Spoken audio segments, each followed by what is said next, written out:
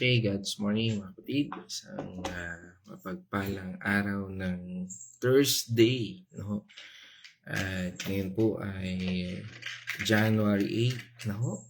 At ngayon po 2006 ay muli tayo po ay tutunghay sa ating patuloy na pag-aaral at patuloy na pagsumpong sa ating salita o salita ng ating Panginoon Diyos. At ngayon pong araw na ito ay muli tayo idadako sa excuse lang po, sa talata po mula sa Hebrews chapter 13 verse 16. Yan, ito po.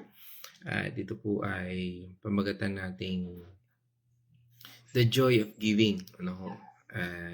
Why God delights in our deeds. At sa atin pong patuloy na pag-aaral na ito ay tutungo tayo dito at muli sasamahan po tayo ng ating kapatid para basahin ang talatang ito mula po dito sa Hebrews chapter 13 verse 16. At tayo po ay sasamahan at tayo po ay pangunahan sa pananalangin. At ngayon po, ating pong tunghayan ang talatang ito mula po sa Hebrews 13, chapter 13, verse 16. The joy of giving, why God delights in our deeds. God's morning mga kapatid. Sabi nga po dito sa ating talata mula sa Hebrew 13 verse 16, at huwag nating kaligtaan ang paggawa ng mabuti at ang pagtulong sa kapwa, sapagkat iyan ay alay na kinalulugdan ng Diyos. Tayo po ay manalangin. Hallelujah, O Lord. Maraming salamat, Panginoon, sa panibagong umaga na pinagkaloob mo sa amin. Sa kalakasan ng katawan, Panginoon, sa aming paggising, maraming salamat, Panginoon, at sa aming nabasang talata na aming babaunin ngayong maghapon, Panginoon, ay samahan mo po kami upang mapag-aralan namin ng mabuti, Panginoon, tumimo sa aming puso at aming maisapamuhay at maibahagi din sa iba. Maraming salamat, Panginoon, sa pang-araw-araw na ipinagkakaloob mo sa aming kalakasan, ganun din, Panginoon, sa kapatawaran na ipagkakaloob mo sa aming mga kasalanan. Maraming salamat, Panginoon, at ang lahat po ng ito ay aming ipinapanalangin sa pangalan ng inyong anak na si Jesus. Amen. Amen. Okay, so salamat sa ating pagbabasa ng ating talata. At ngayon po ay dito ho sa ating binasang talata ay basahin ko rin ho sa Amplified Version. Sabi doon, do not neglect to do good, to contribute, ibig sabihin po doon, to the needy of the church as an expression of fellowship. For such sacrifices are always pleasing to God. Ito ho ay nagpapatungkol sa tamang attitude ng kapag tayo ay nagbibigay. Ito po ay nung isinulat ng apostol o ng ating mabuting apostol ang talatang ito mula po sa Hebrews ay grabe po ang persecution sa mga unang Christians by the time. Marami po ang takot, at sabi nga ay hirap sa buhay at gusto nang sumuko o matras sa pananampalataya, dahil kaya nga po isang paalala, na sinabi na ni Apostol Pablo na paalalahanan sila, na hindi kayo magsisisi, sabi nga doon sa pagsunod sa ating Panginoong Hesus kahit mahirap. Kaya nga po dito sa ating panaglilingkod, pananampalataya at patuloy na pagsunod, ano nga ba yung nagtutulak sa atin ng motibasyon upang gawin ang mga bagay na kalugod-lugod sa ating Panginoon Diyos, Bakit ito part ng sacrifices ang pagbibigay, Kasi po noon ang mga Hudyo, ay sanay sa paghahandog ng mga hayop sa templo para sa kasalanan nila. Pero ngayon, dahil sa ang ating Panginoong Hesus na mismo, ang ultimate sacrifice, sabi nga po yan doon sa Hebrews 10 verse 12. Sige, tunghayan po natin yun. Ngunit si Kristo minsan lamang naghahandog para sa mga kasalanan. At pagkatapos ay umupo sa kanan ng Diyos. Amen. So, it's a one-time sacrifice. No? Minsan lang. No? Isang sacrifice na handog ng Panginoon Diyos. At after nun, siya po ay umupo na sa trono ng Diyos o sa trono ng ating Panginoon. Ang gusto ng ating Panginoon Diyos ay ang buhay natin mismo at hindi ang dugo ng tupa. Kundi, sabi nga, ang pag-ibig sa kapwa. No? Kaya nga sinasabi rin po sa atin at paalala sa atin ng ating Panginoon Kristo doon sa John chapter 13 verse 35. Kung kayo'y mag-iibigan, makikilala ng lahat na kayo'y mga alagad ko. Yan. Yan po yung sign ng pagiging alagad ng ating Panginoon. Nag-iibigan. No? Hindi naggugulangan, hindi sasabihin natin ay hindi na aabusuhan o inaabuso yung pag-ibig na ito. Ibig sabihin, may genuine na pag-ibig, may genuine concern. Ito po yung tinatalakay natin ngayon. Ang tunay na pagbibigay, ang pagbibigay ng tunay na concern sa mga tao na malapit sa ating puso. Kaya nga sabi dito sa Hebrews 13 o Hebrews chapter 13 verse 16 natin binasa na ang pagtulong sa nangangailangan ang bagong hain na kalugod-lugod sa Kanya. Yan po ang ninanais ng Panginoon sa bawat isa sa atin. Totoo ba ang ating puso sa pagbibigay? Sabi nga, do not neglect to do good, sabi doon sa talata. Huwag natin kalimutan gumawa ng mabuti. Kumbaga, sinasabi dito na hindi optional ang pagtulong sa kapwa. It's a command. Ito ay hindi rin suggestion. It's a command. Isang command na nagmumula sa ating Panginoon upang tayo ay magkaroon ng tunay at sabi nga ay tapat na paglilingkod. Sa panahon ng Hebrews, maraming believers ang sobrang sabihin natin ay hirap na hirap, dahil sa imagine niyo hinahabol sila ng mga Roman, ng mga Pharisees, lahat kaya nga sila ay sabi nga ay ang paghihirap nito is literal, na sila ay ibinibilanggo, inaapi at kung ano pang ginagawa, binabato, as in talagang physical ang kanilang nararanasang paghihirap, physical, mental, lahat na, Kaya nga sa panahon natin ito, napakapalad po natin dahil hindi natin sinapit ang panahon noon. Dahil sabi nga ngayon, malaya na tayong makapagbahagi ng salita ng Panginoon Diyos. Ang kulang na lang sa atin talaga ay pagsunod. Kaya nga dito sinasabi sa atin, di ba? Ng ating Panginoon Diyos. Kung tayo ay naglilingkod, di ba? Minsan, ngayon, hirap na hirap tayo, Minsan, dahil sa mga tao na sabi nga ay o mga pamilya natin o kaibigan natin na talagang sabihin natin ay tinuturo natin ang salita ng Panginoon Diyos, subalit marami pa rin po ang nagbubulag-bulagan at sabi nga ay isinasantabi ang katotohanan na kanilang natututunan. Kaya nga mga kapatid, sabi sa atin ng ating Panginoong Jesucristo ay katulad din ito na huwag po tayong manginawa. Kaya nga sabi sa atin, di ba, ng Galatians 6, chapter 9, Kaya't huwag kayong magsawa na sa paggawa ng mabuti. Pagdating ng takdang panahon, tayo ay aani kung hindi tayo magsasawa. Amen. Kaya nga, patuloy natin gawin kung ano po yung pinagagawa sa atin ng Panginoon. Ang pinakamabuting gawa ay hindi dahil sa paningin natin, kundi sa paningin ng Diyos. Kung alam natin yan, na yan ay pinagagawa sa atin ng Panginoon. Kaya nga, hindi siya for the Lord, it's from the Lord.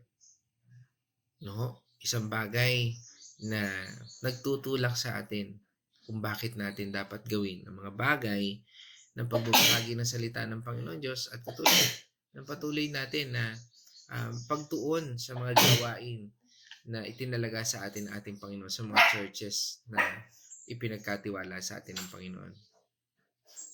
Ang faith na walang aksyon, sabi nga, ay patay.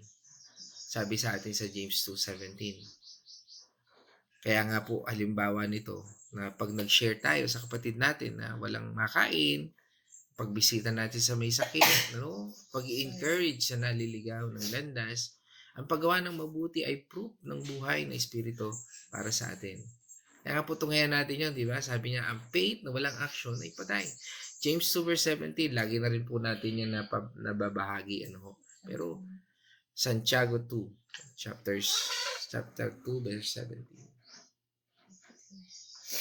Gayon din naman patay ang pananampalatayang walang kalakip na gawa. Yan, patay po. Kaya nga po, mga kapatid, kung nag-convict sa atin ng Panginoon, na gawin natin ang mga bagay na pinagagawa niya para sa mundong ito, gawin natin. Tulad ng pagbabagi ng salita ng Panginoon Diyos, pagtulong sa kapwa, o ano pa man na dapat nating magawa sa ating kapwa. Pero again, hindi ito para, sabi nga, we have enough discernment para tulungan ang kung sino dapat tulungan. No? Sabi nga, contribute to the needy. No? As expression of fellowship. Dito ang salitang contribute ay do sa ating talata is in a Greek word is koinonia. Malimit po natin yan. Yung sinasabing fellowship o partnership. Yan po ang kahalagahan kung bakit ang mga magkakaibigan, di ba? Tayo minsan ay nagmi-meet together, di ba? Yan yung fellowship po yan. Kaya katulad din po sa church, di ba? Every Sunday, nakikita-kita tayo o ilan sa mga minsan iba, hindi lang Sunday, because of the fellowship na pinag-uusapan ng ating Panginoon. Kagabi, nag-fellowship kami, pero hindi po physical, online, sa pamamagitan po ng Bible study. That is the koinonia o the spirit na nagbibigay po tayo ng ating panahon sa bawat isa. A fellowship sa bawat isa. And partnership natin na nakikibahagi tayo. Katulad nito ngayon is sa koinonia na tayo po ay nagko-contribute sa bawat isa. Kaya nga po sa buhay natin at sa ating patuloy na pananambahan sa mga church natin, kapag may nagugutom, dapat may nag-aabot ng bigas. Kapag may umiiyak, may nagpapayak o nagtatapik ng balikat o nagko-comfort. Hindi ito charity project. Ito po ay pagmamahal bilang pamilya ni Kristo. Sabi nga sa atin ni Paul, di ba? Doon sa Galatians chapter 6 verse 2. Magtulungan kayo sa pagdadala ng pasani ng bawat isa. Sa gayong paraan ay matutupad ninyo ang utos ni Kristo. Amen. Carry each burdens. Sabi nga, magtulungan tayo.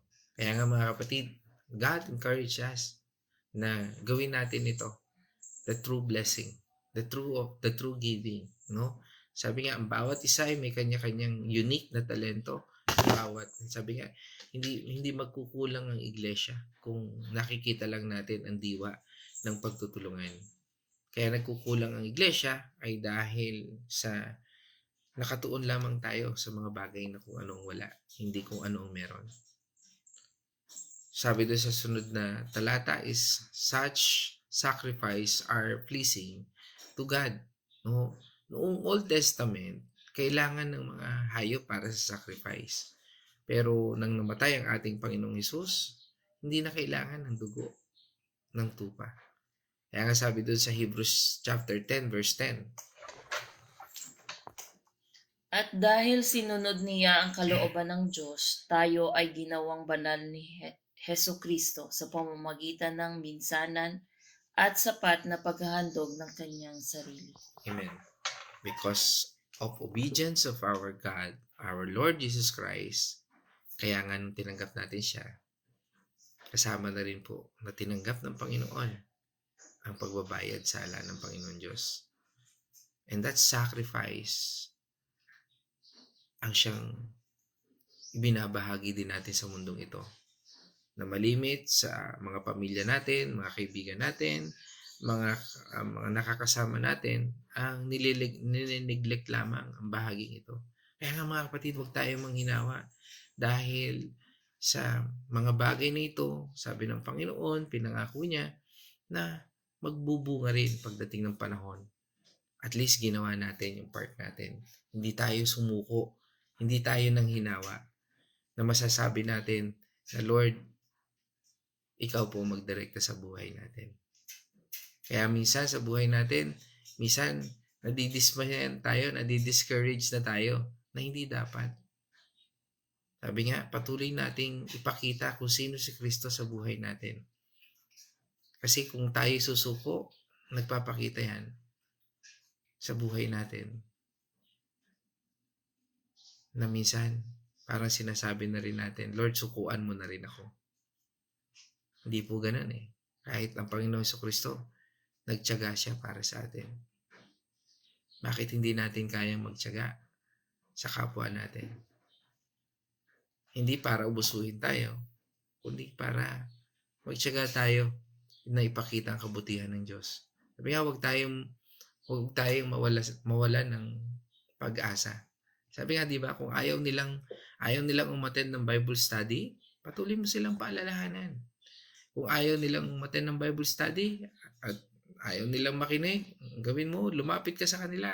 At habang nagba-Bible study kayo, kung online, iparinig mo sa kanya. Kung ayaw man niya umattend, para na rin siyang umattend. Bakit? Kasi naririnig din naman niya. Sabi, ang daming ang paraan. Sabi, pag gusto, maraming paraan. Pag ayaw, napakaraming dahilan. Huwag natin gawing dahilan. Minsan, ang katamaran na yan. Dahil darating ang panahon, hindi na natin kayang balikan ang nakaraan. Kaya nga po, ngayon, ang sacrifice na gusto ng ating Panginoon Diyos ay ang sarili natin. Tayo mismo. Di ba sabi niya doon sa Romans 12 verse 1?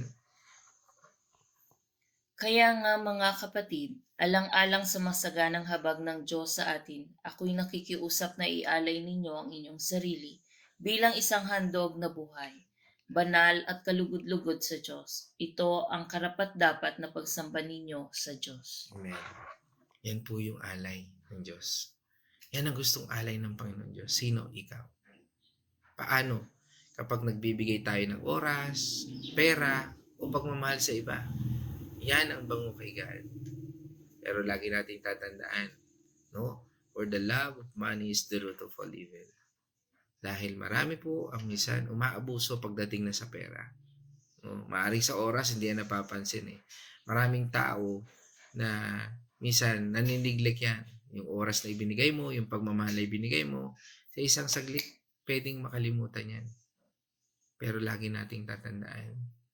Laging pinaalala sa atin ng Panginoon. Ano mang bagay na maaring makalimutan ng mga tao sa paligid mo, sa Panginoon Diyos, yan ay nakatala at hindi kailanman mabubura. Kaya nga kung ano man ang paglilingkod na ginawa mo sa iyong kapwa, yan ay nakatala sa ating Panginoon Diyos. Kaya nga, pag naglilingkod tayo, huwag tayong maglingkod sa kapwa natin. Maglingkod tayo sa Diyos. Parang sinasabi ng ating Panginoon Diyos, nakikita ko yan. Anak, masaya ako dyan sa ginagawa mo. Bakit nga ba joy ang pagbibigay? Bakit nga ba? Kasi kapag nagbibigay tayo ng bukal sa loob, nagre-reflect tayo sa karakter ng ating Panginoong Hesus na nagbibigay ng lahat para sa atin.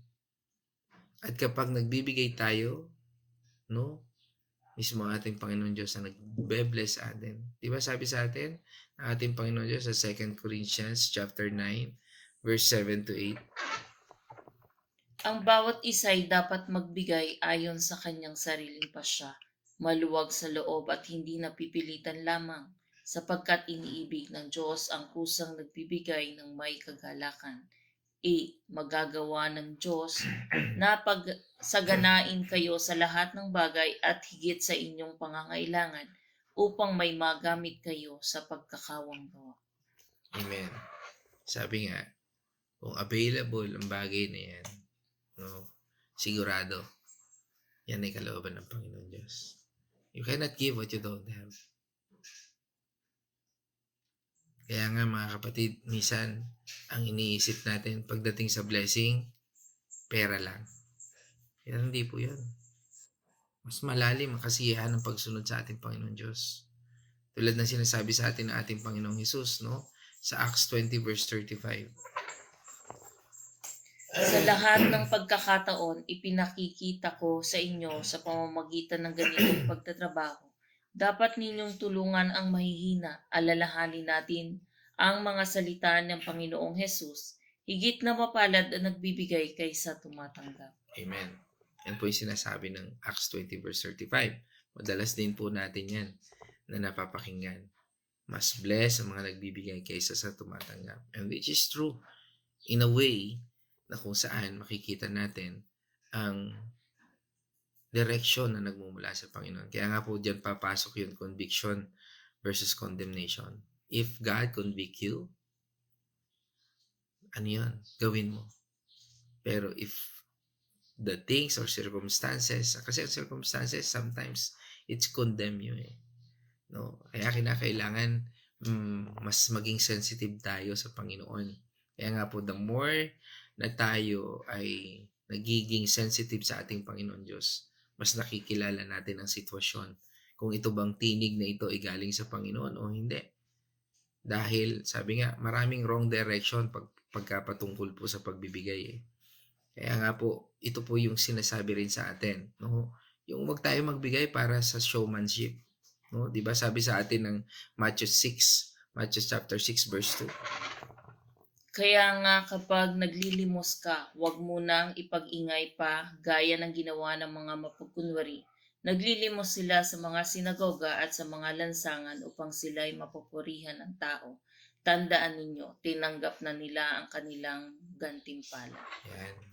Wag masyadong showmanship, no? Ito ginawa ko para kay ganito. No? Yan po ang paalala sa atin ng Biblia. And that is the wrong direction.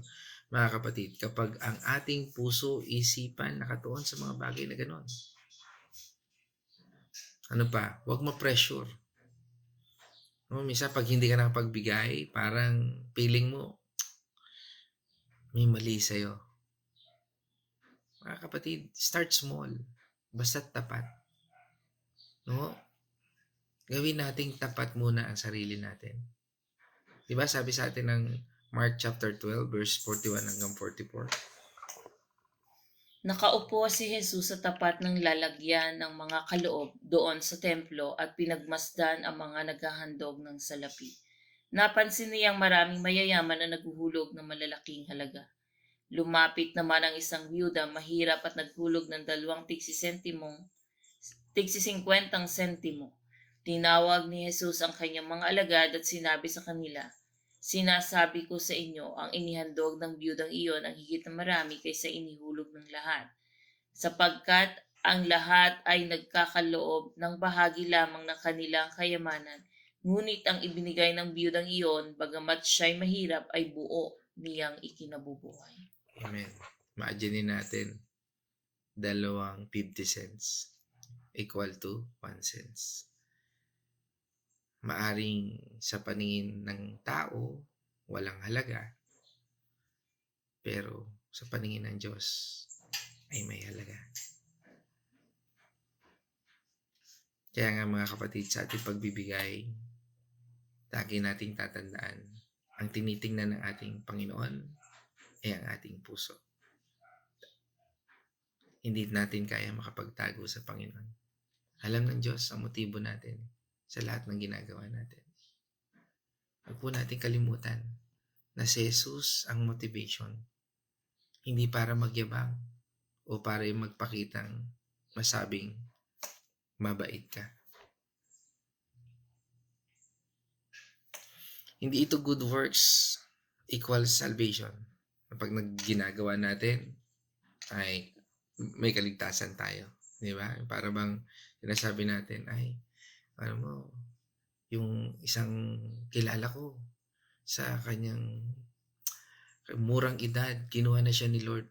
Talagang pagkamabait, mabilis kunin ni Lord, no? Di ba? Sabi ka nun, di ba?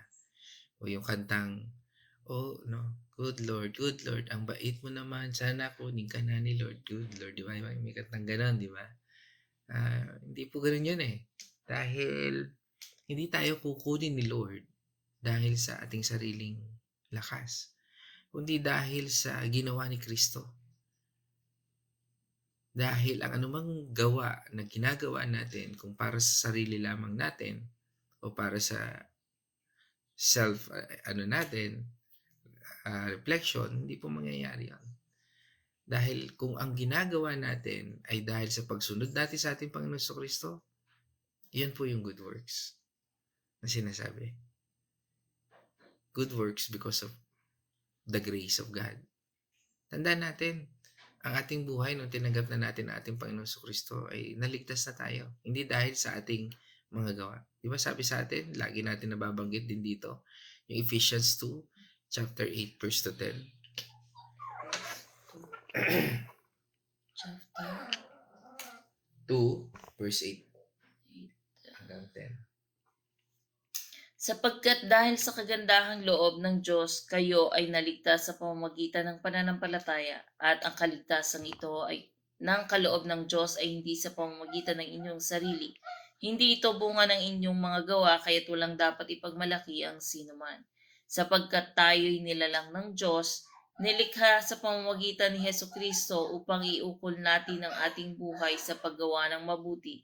Iyan ang layuning pinili ng Diyos para sa atin noong una pa man. Amen. Praise God. No? Kaya nga, mga kapatid, napakahalaga po nito. Hindi rin ito obligasyon, kundi responsibilidad bilang pamilya ng Diyos. Kaya nga ang tawag natin sa bawat isa ay magkakapatid. No? Sabi rin sa atin, di ba? 1 John 3, verse 17. Kapag nakikita ng isang may kaya sa buhay ang kanyang kapatid na nangangailangan at hindi niya ito tinulungan, masasabi ba siya'y umiibig sa Diyos? Amen. No? Yan po yung sinasabi sa atin doon. Again, hindi ito obligasyon. No? Minsan, i-discern mo rin. Minsan talaga nangailangan ng isang tao dahil naman sa pag-aabuso niya sa kanyang sarili o kaya sa mga resources na umaasa na lang siya ay may magbibigay naman. Hindi na siya masyado na siya nagiging reckless din sa sarili niya. O kaya masyado na siyang nagpapagarbo sa sarili niya. Tapos sabi nga ay manlilimos. Sabihin natin ay sabi nga there's a discernment na kinakailangan natin ding gawin, no? Na minsan ang pagtanggi ay pagtulong din sa kapwa, di ba? Minsan pag tinanggihan mo siya, matututo rin siya na magkaroon dapat pala hindi ako maging abusive sa sarili ko, no? O sa mga kapwa ko, no? Kasi nga po, ang pagtulong ay hindi lamang sa pagbibigay kung ano ang meron ka, no? O sabihin natin na material na meron ka. Minsan, pagbibigay din ng wisdom sa mga taong kinakailangan din po ng matutunan ang tamang pagmamanage ng mga bagay. Kasi ito ang mahalagang matutunan din natin. How you manage yung resources na meron tayo. Kaya nga, dito, pinatutungkulan sa atin ng Panginoon na hindi lamang sa maging generous na sinasabi rito. You need also a wisdom to give sa mga taong ito. Kaya nga po, kinakailangan dito na lagi tayong connected sa ating Panginoong Hesus. Bakit? Kasi upang maintindihan natin, maunawaan natin. Kasi di ba minsan sa buhay natin, yung feeling mo parang nabiktima ka, no? Yung marami kasing tao na magaling magpaawa, no? O masyado niyang kinaawaan yung circumstances niya at situation niya. Kaya nga tandaan natin, the discernment na ibinibigay sa atin ng Panginoon, kakaiba yan. No? He will show you, no, mismo ating Panginoong Diyos, ang banal na Espiritu, who are the person na dapat mong tulungan at sino dapat mong tulungan.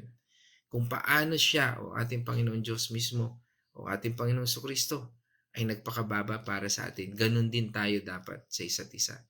Philippians chapter 2, verse 5 and 7. Naway magkaroon kayo ng kaisipang tulad ng kay Kristo, kahit siya'y likas na tunay na Diyos, Hindi niya pinagpilitang manatiling kapantay ng Diyos. Sa halip kusa niyang hinubad ang kanyang pagiging Diyos at naging katulad ng isang alipin, ipinanganak siyang tulad ng karaniwang tao at nang si Kristo'y naging tao. Amen. Kaya nga pinakita sa atin, no? Na ang Diyos mismo, alam niya at nakita niya ang mundong ito. Nakita niya kung paano, sabi niya ay manlinlang ang tao. Alam niya ang isip at puso ng tao. Hindi tayo makakapagtago sa Kanya.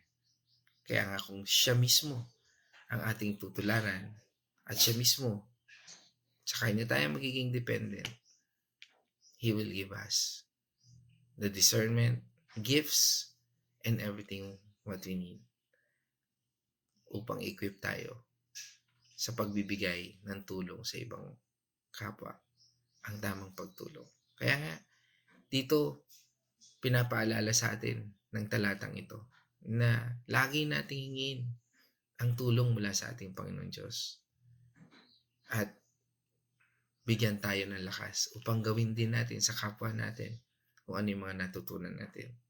Kaya nga mga kapatid, tandaan po natin sa aking pong pagtatapos, no? Ang tunay na joy ay hindi nasusukat sa kung anong meron ka. Kung hindi sa kung anong naibigay mo para kay Kristo. Ano nga ba ang kaya mo ibigay sa ating Panginoon Kristo? Minsan, hindi yan pera. Minsan, oras, panahon. At yan ay sinusukat sa pamamagitan kung ano ang laman ng puso mo. At yan ang nagiging basehan ng Panginoon Diyos sa lahat ng ating ginawa o sa lahat ng ating gagawin. Mga kapatid, purihin ating Panginoon Diyos. At yan po ko nagtatapos sa ating talata ngayon mula dito sa Hebrews 13 chapter 6, verse 16 na pinamagatang The Joy of Giving. Why God delights in our deeds. At ngayon naman, tatungo po tayo sa Wednesday's reflection. God's morning muli mga kapatid. Dito po sa ating napag-aralan ay nagsasabi na ang tunay na pananampalataya at pagtulong sa iba ay at pagbabahagi sa iba ay kalugod-lugod sa Panginoon. Ito ay kinalulugdan ng ating Panginoon.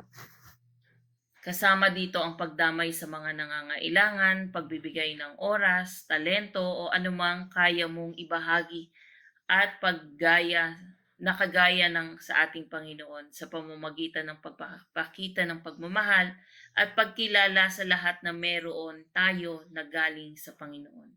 Lahat po ng meron tayo ay hindi natin nakamit kung hindi tayo binigyan o hindi tayo pinagpala ng Diyos. Kaya tayo pinagpapala ay upang ibahagi din sa iba. Gawin natin ang pagtulong sa kapwa na parang ang Panginoong Hesus ang ating tinutulungan. Sa ganung paraan, magkakaroon tayo ng joy o tunay na kagalakan. Napakasarap po na ang kasiyahan ay mula sa puso. Di po ba kapag tayo ay nakakapagbigay ng taos-puso, parang ang saya-saya natin, parang tayo ang binigyan sapagkat yun po ang totoong joy na nanggagaling sa ating Panginoon. Pero kung tayo po ay nagbibigay na masama sa loob, parang ang bigat-bigat sa loob natin, parang nagsisisi pa tayo kung bakit tayo nagbigay. Minsan may ganun po tayong pakaramdam sapagkat ang sarili natin ang ating iniisip. Hindi natin iniisip ang ating Panginoon sa ating pagbibigay.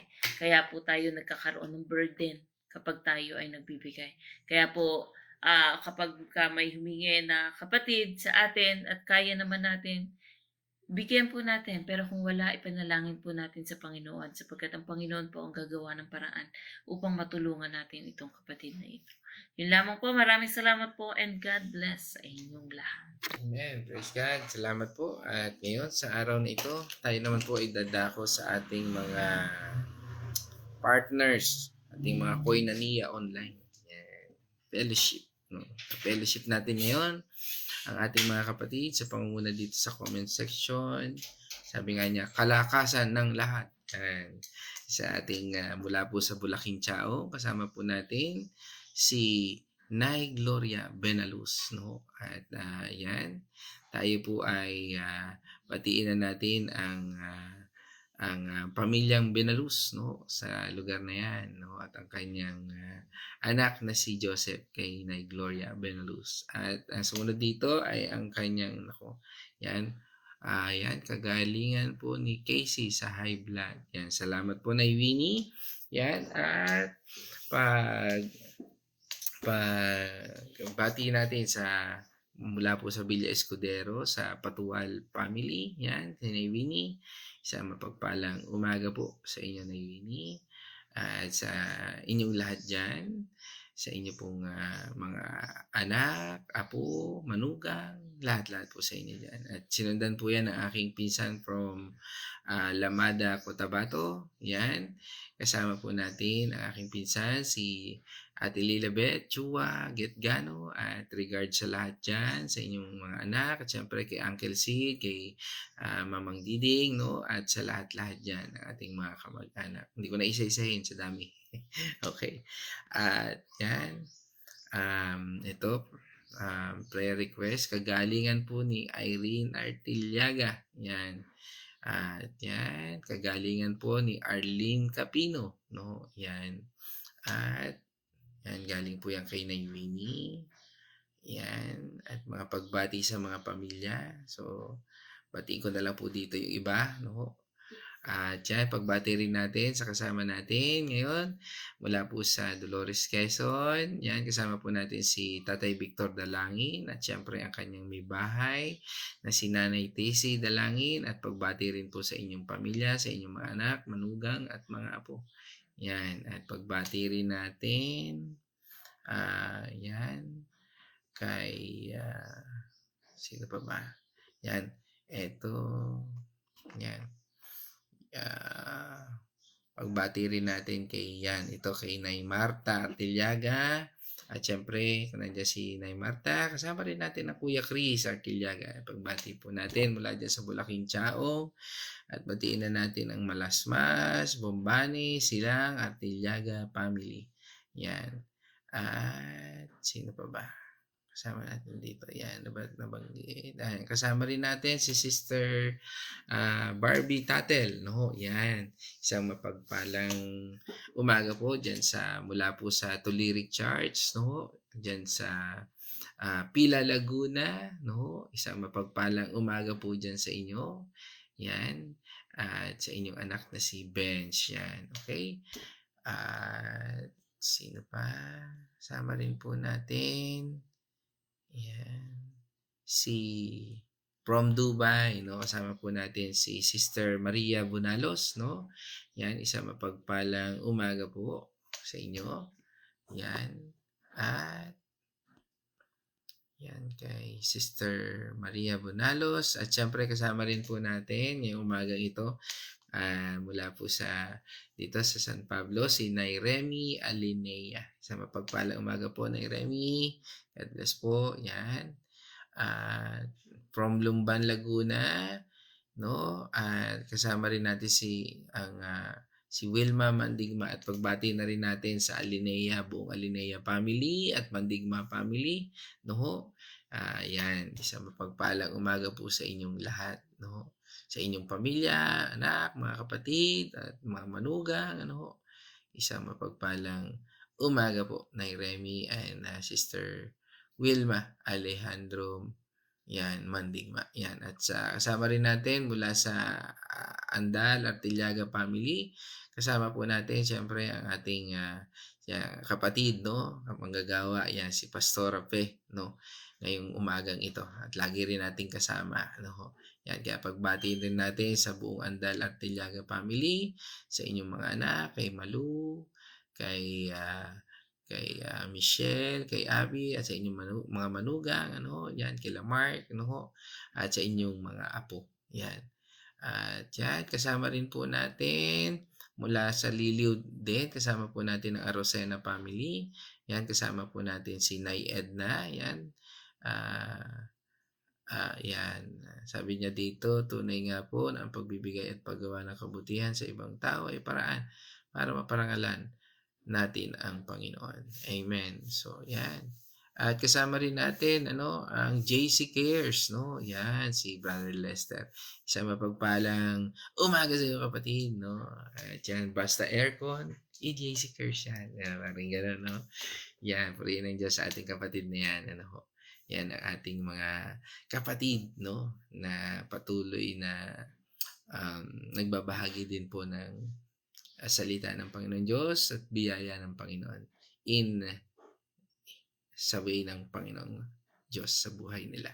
At patuloy din natin silang tangkilikin sa kanilang mga negosyo at sa kanilang mga ginagawa bilang mga kapatid natin sa Panginoon. Yan. Dito, yan. Kasama rin natin from Makati. Ito, kasama rin natin kagabi sa Bible study. Kasama natin si Sister Babes Rianes. Ito, at kalakasan at kagalingan sa kanyang kamay. Sabi nga, naniniwala po ako na di hadlang ang sakit na aking nararamdaman para magpuri sa Panginoon. Amen to that. Purihin ang Diyos, Sister Babes, At ang Diyos ay pinagaling ka na. Yan, blessed morning sa iyo. At yan, sama natin yan. Okay. And sabi nga, bless my family, Rianes family. Amen to that. Yan. Ayan, kina Kuya Ramil, sa inyong mga anak, may sakit din si Isaiah, At yan. Yan, kagalingan sa lahat ng may karamdaman. At kasama rin natin ang aking magandang nanay, siyempre, mula sa Santa Rosa, Laguna. Kasama natin ang aking nanay, Corazon, Getgano Mercado, isa pagbati, Ayan, sabi nga, kagalingan kay Isaiah Luis Rian Sares. Ayan. Okay. Purihin ating Panginoon Diyos, mga kapatid. Diyan po tayo magtatapos. Tayo po ay manalangin. O manaming Diyos na makapangyarihan, kami po ay nagpapasalamat sa iyong kabutihan at katulad ng diwa ng pagbibigay na aming natutunan, the joy of giving.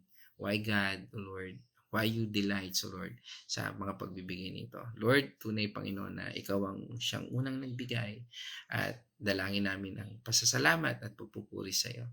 At kami po ay patuloy, Panginoon, na lumalapit upang pagkalooban mo kami ng wisdom and knowledge, Lord, upang magawa namin ang nararapat patungkol sa aral na ito sa aming buhay. Again, Lord, sa lahat ng ito, patuloy naming ay dinadalangin ang bawat isa na may pangangailangan, O Lord, lalo na sa kagalingan, lalo sa mga may kapatid naming may sakit, O Lord, sa aking anak na si Casey, ganun din kay Sister Babes, O Lord, sa kanyang anak din, O Lord, na ngayon po ay may sipon, O Lord, at masama ang pakiramdam. Lord, sa iyong paghipo at sa iyong latay, naniniwala po kami, Panginoon, that you are our God that heals, O Lord. Ikaw ang aming Yeshua, O Lord, na sa amin, Panginoon, ay nagbibigay ng lakas at kapangyarihan, O Lord, upang pagalingin ang sinumang may karamdaman. Kaya Panginoon, sa aming pagtitiwala, sa pamagitan ng iyong patnubay at gabay, O Lord, naniniwala kami, Panginoon, na hindi hadlang ang anumang bagay upang magpuri at patuloy ka, Panginoon, naming sambahin. Kaya Panginoon, sa oras at araw na ito, Lord, salamat sa kagalingan, sa probisyon, sa lahat ng pangangailangan ng bawat isa, maging yan man ay salapi, maging yan man ay spiritual encouragement, o anumang bagay sa buhay ng bawat isa. At ngayon, Panginoon, patuloy na idinadalangin namin ang proteksyon, ang mga paglalakbay ng bawat isa. Saan man magtungo ang bawat isa. Ang dalangin po namin ay ang iyong patnubay at iyong gabay, O Lord, sa iyong gagawin sa aming buhay, O Lord. Ikaw po ang maging direksyon namin, O Lord, sa isip, sa salita at sa gawa, sa lahat ng mga meetings, sa lahat ng aming mga gagawin sa araw na ito. Tinatalaga po namin ito sa iyong patnubay at gabay. Ikaw po, Panginoon, ang maghari sa aming buhay. At patuloy, Panginoon, na dalangin namin ang pabor ng naaayon sa iyong kalooban. Dalangin din po namin, Panginoon, na patuloy kang pumatnubay at patuloy na gumabay sa aming lahat. Again, Lord, we thank you and praise you In this I pray in the name of our Lord Jesus Christ. Amen and amen. Mga kapatid, let us shout the shout of victory. Christ has died. Christ has risen. Christ will come again. And together, we are for Christ. Again, God's morning, everyone.